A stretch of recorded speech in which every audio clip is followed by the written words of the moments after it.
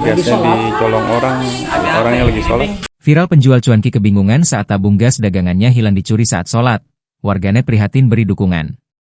Tengah beredar sebuah video memilukan yang memperlihatkan nasib malang seorang pedagang cuanki viral di media sosial. Bagaimana tidak pedagang cuanki itu kebingungan usai menyadari tabung gas yang biasa ia gunakan untuk berjualan hilang dari tempatnya. Berdasarkan keterangan kejadian tersebut terjadi di kawasan Kayuringin, Bekasi Selatan. Video tersebut viral usai diunggah oleh akun TikTok Enik Haroni dan hingga kini telah ditonton lebih dari 1,6 juta kali tayangan.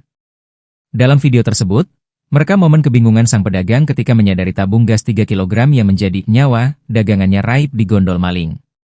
Dalam narasi yang beredar, pedagang ini meninggalkan gerobaknya sebentar untuk menunaikan kewajiban sholat. Saat kembali ke gerobak, ia mendapati tabung gas melon miliknya sudah tidak ada di tempat. Tampak, raut